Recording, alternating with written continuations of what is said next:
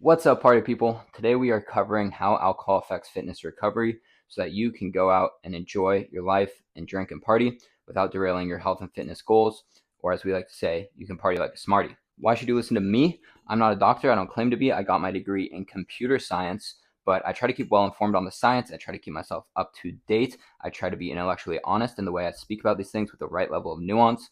And I'm also a practitioner. I've been balancing drinking and working out for over 10 years in the past 3 to 4 years. I've taken on some pretty gnarly endurance challenges, multiple marathons, an Ironman finish. I'm currently training for a 50-mile ultra marathon, all while staying in the gym, keeping my strength, and keeping a vibrant social life, enjoying partying and going out with my friends. So hopefully some of the lessons I've learned from that will help you get after it, get stronger, better, faster, while still maintaining your social life and not giving up having fun. So let's dive in. Here we have some key aspects of fitness recovery, and here we have the corresponding way alcohol messes with them. The numbers line up here. So let's start with muscle repair and growth. Okay, so whether you're running or lifting or doing Pilates or having a twerk session, whatever your workout modality might be, typically there's a component of breaking down your muscles in some way and then coming back and growing and becoming bigger, better, and stronger. And the process by which that happens is called muscle protein synthesis. Now, alcohol directly impairs muscle protein synthesis through a variety of mechanisms, but basically what that means is after your workout, if you were going to build, say, 50 grams of muscle, and then you drink 5 beers, or you drink 7 tequila sodas, or whatever you do, you are going to build less than 50 grams of muscle. Now, those are imaginary numbers. Take them all with a grain of salt. That's just coming out of my head. But the point is that it directly impairs the process by which you're building muscle, so you are going to build less muscle. No bueno. Okay, let's move on to replenishing energy stores. When you work out, you typically want to refuel with carbs and protein so that you are giving your body the best fuel to build back and, one, recover better, make sure the muscles grow back well, the nervous system gets all assimilated back together into a calm state, and you don't go off getting into a hole of bad recovery. Unless you're on a low carb diet, in which case you might not do the carb part. But nuance. Alcohol fucks us up in a few ways. One, it is an empty calorie, so that means it doesn't have any micronutrients and it doesn't really provide any nutritive value whatsoever. So you're kind of just filling up your stomach and inching close to your caloric limit, where you're going to start gaining weight, which obviously you don't want, without actually adding any nutritive value to what you're putting in your body, and your body can't use that to recover from your workout.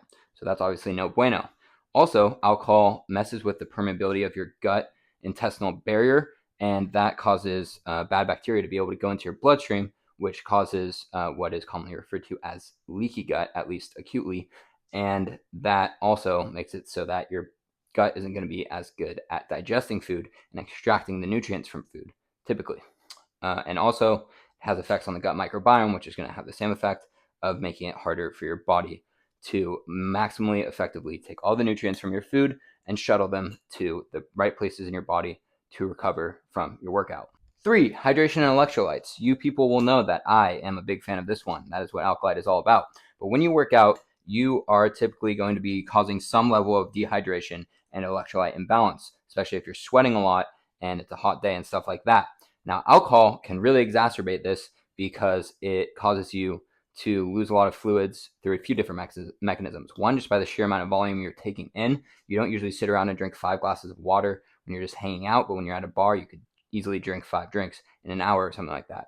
2, it also has effects on hormones, specifically antidiuretic hormone or vasopressin, and this causes you to excrete more fluid than you usually would, throw off your fluid balance, and it also causes you to excrete electrolytes like sodium, potassium, and magnesium, and that also throws off your electrolyte balance and your fluid balance, and all of this leads to you feeling like crap.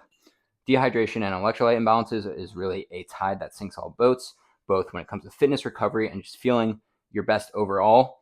It's going to cause nausea, headaches, fatigue, brain fog, a whole bunch of other problems, and it's just going to exacerbate any existing problems you have. So you want to make sure you stay on top of your hydration and electrolytes. Quick aside on that, I almost died from an electrolyte imbalance during my first marathon where I was sweating a ton and was not replacing electrolytes. So this one is something I get very passionate about. 4, inflammation. When you work out, you are causing inflammation in your body. That sounds scary, but it's a natural thing that is supposed to happen.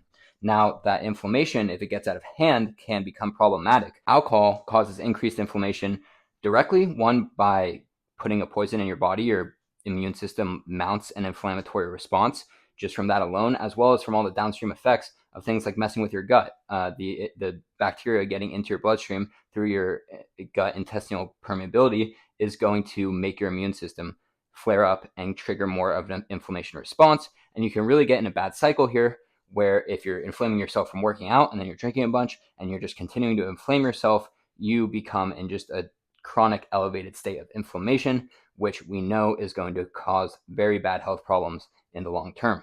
Number 5, a doozy, rest and sleep.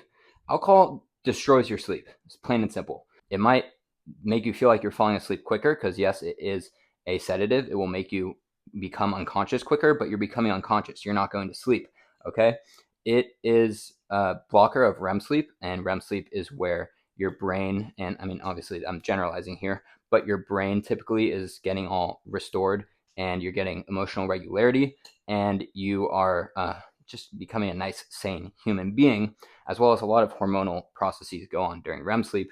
And so by messing that up, one night you'll be okay. You're gonna feel it acutely, but if you do that on a consistent basis, it's not gonna be good. And the thing is, fitness recovery typically requires more sleep. So if you have a hard workout, you're gonna want to sleep more. But if you go out and drink, you're gonna destroy your sleep, and now you're causing like a 2-hit here, where you have a higher sleep need, but you're getting less sleep, and that's just no bueno. And on top of that when people drink, they typically go out late, they mess with their typical circadian rhythms, and you end up in a bad state. 6, active recovery. This is where you go on a walk or you work out at a lighter tempo the days after a workout in order to promote blood flow and get nutrients and everything to the sites that need to be recovered in your body.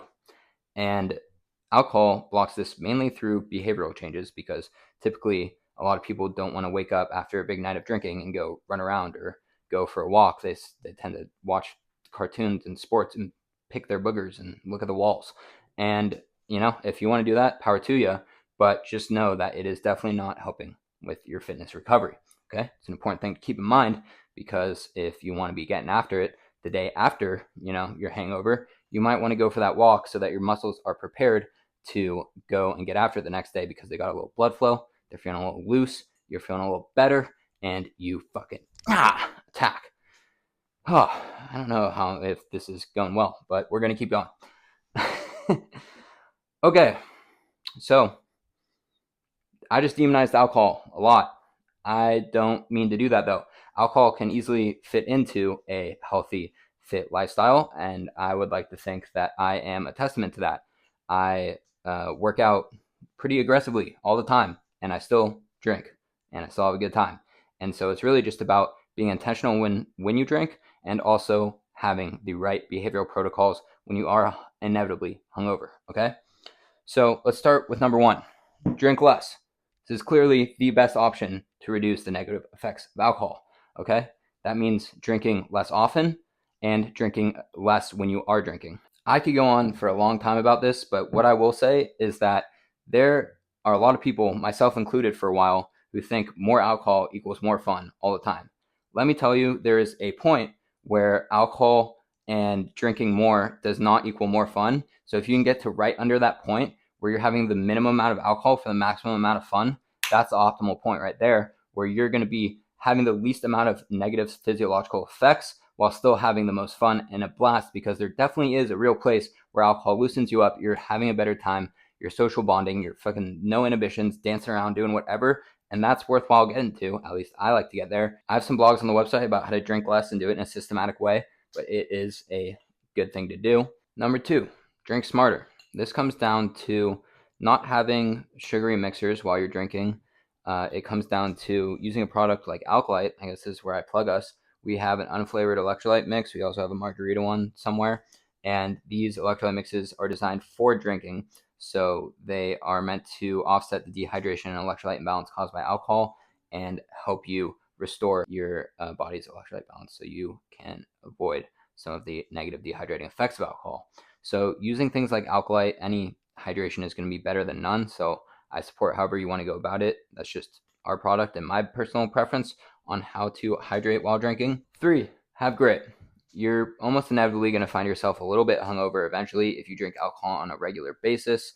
And so when that time comes, you should have the cojones to actually get out of bed and go on a walk, get on with your life, so that you don't let that hangover spiral down into something worse, both psychologically and physiologically.